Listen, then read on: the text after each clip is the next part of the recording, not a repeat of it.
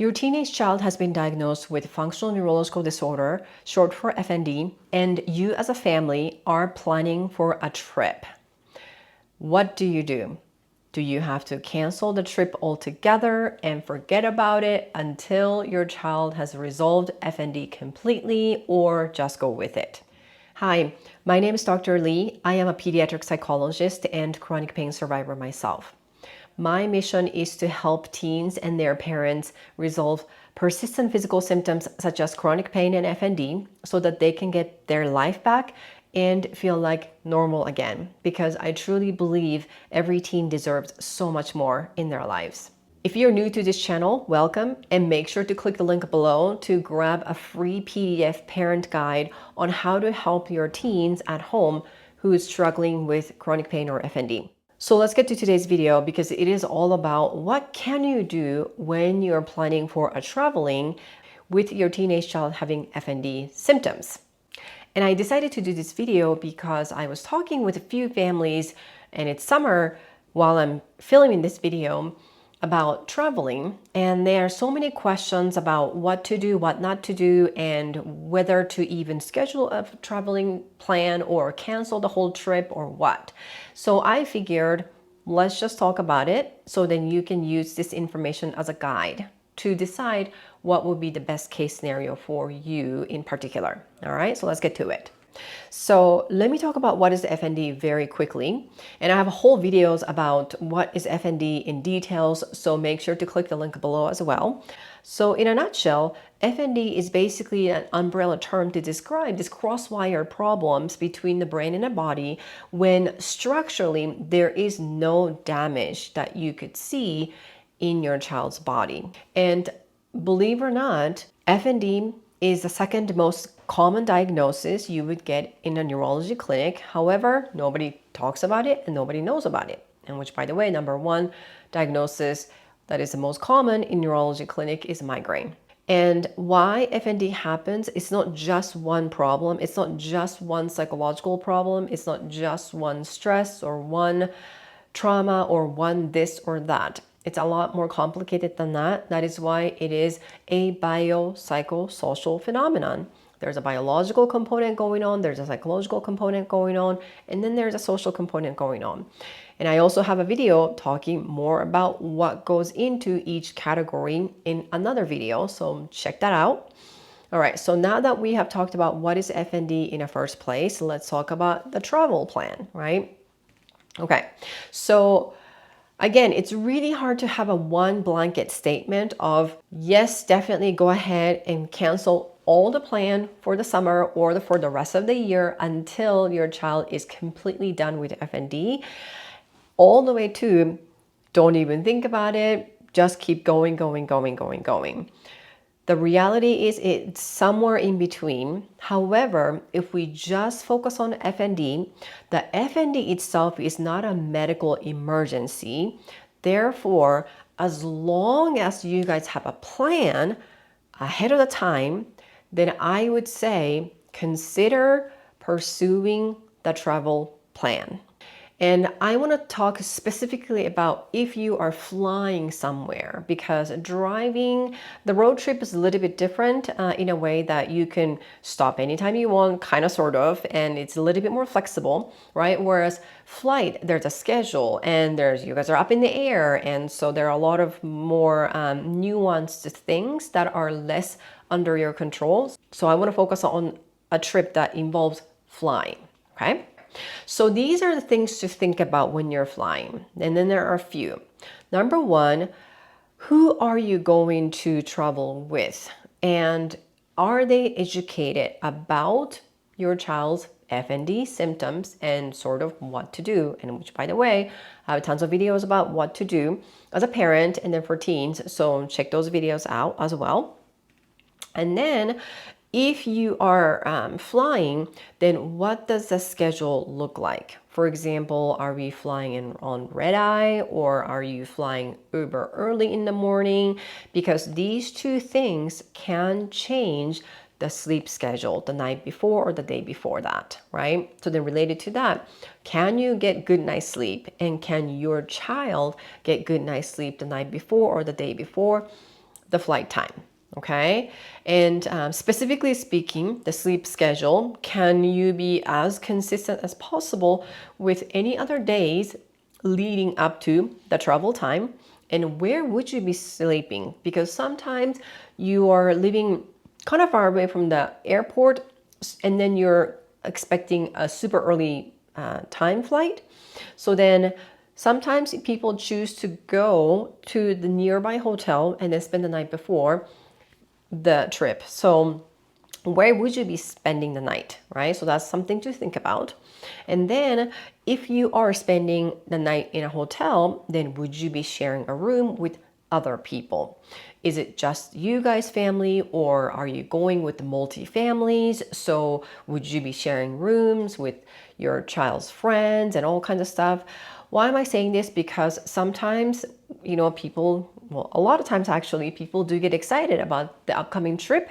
And then the night before, it gets a little bit harder to fall asleep, right? So can you optimize the location, environment, and the time to promote the good quality sleep as much as possible? It may not be perfect, but can you get closer to the ideal sleep schedule, location, and the environment? Those are the things to think about, okay? And then, do you have a coping kit that you can actually pack with you? So coping kit can be essentially anything that goes into it, and then it could be just a list of reminders or the actual bag of physical things you can put in.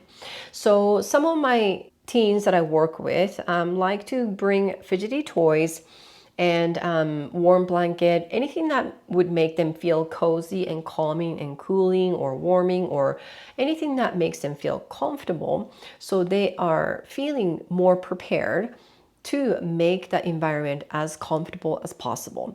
So that could be something you and your child can talk about ahead of the time, and then plan to pack those coping kit, right? So then during the flight, your child can use those items in that coping kit as much as possible, if not the whole time, all right? So there's that.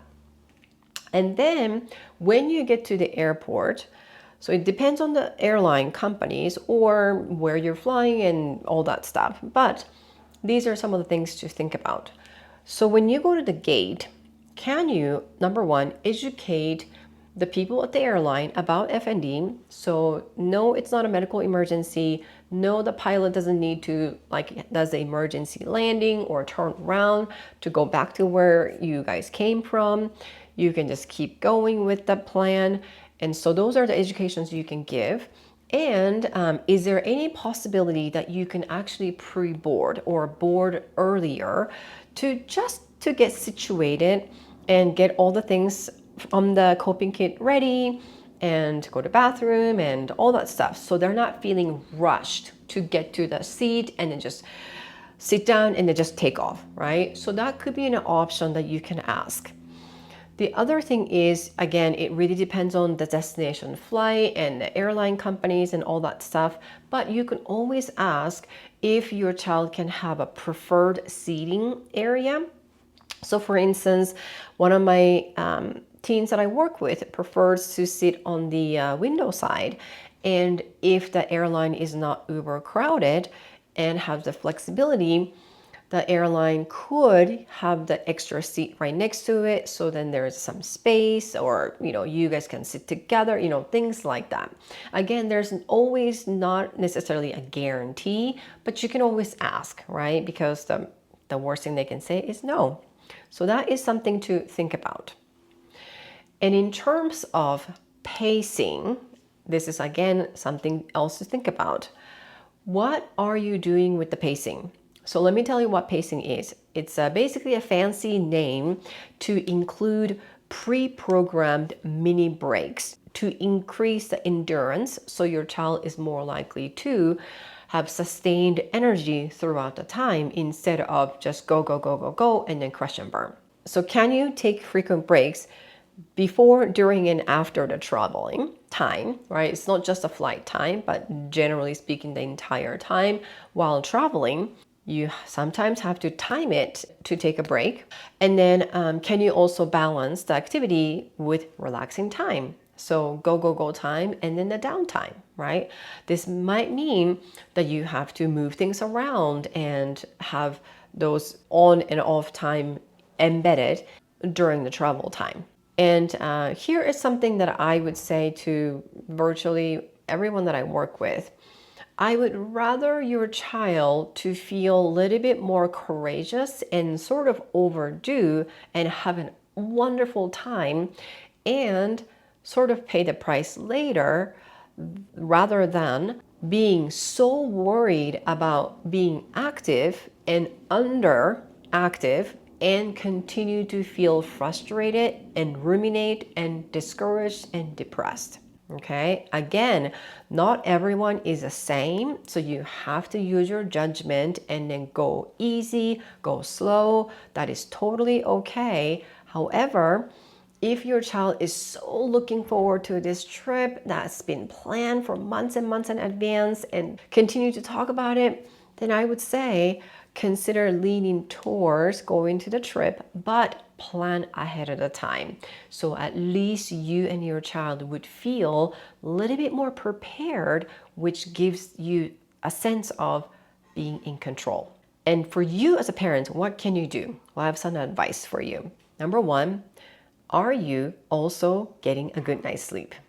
All right, so that's something to think about. And then are you also managing your own stress before, during, and after the trip? So that's really, really important. And let's say semi-worst case scenario, your child has FND episode on the flight or while you are at the destination or right before and things like that. The number one thing, how are you managing your own anxiety and the reactions? If you also freak out or have strong emotions, then that doesn't necessarily help, even though that's usually the first reaction for any caring parent. So give yourself some grace and do that anxiety management on that spot. In order for you to do that, it's really important for you to engage in stress management on a regular basis. So when you need to use those management skills, you know what to do. Okay? And then lastly, but not the least, really important to focus on the ultimate goal of having the quality time over being this perfect about the trip with not having any symptoms or episode or any of that stuff, right? So it's really easy for any family to focus on, yeah, the trip was really great, except this one time my child had this symptom, right? Then that becomes a focus of the entire trip. I would urge you to think about what is the ultimate goal here. That is to have a quality time. Okay, so focus on those things and see how you do. And I'm really curious to hear how you guys plan for your trip when your child struggles with FND. With my experience, most families just cancel or don't even think about it or postpone it and then focus on getting better. And I don't think that's a bad idea. And after all, if you can focus the time on getting better and then resolving FND, so then you can plan so many more trips down the road. I think that's one way to go about it. I have had many families who opted not to take any traveling schedule or planning and just focusing on the treatment, which I think is a good idea. But while you're going through this treatment, if this trip is coming, then I would say, can you plan ahead and think about what is the best chance or how to maximize having a good time during the trip? So once again, FND is a legit condition. It's real and your child's not faking. And FND can be very debilitating and terrifying to see. However, with the right approach, there is hope. Absolutely, there is a hope. Now, if you're a dedicated parent and your bright and compassionate teenage child are ready to take actions to resolve FND through step-by-step actionable solutions, then you might be a good fit for my program. Click the link below to schedule a call to talk to me directly so then we can figure out if you qualify for the program. Now, thank you so much for watching this video, and I will see you in the next video.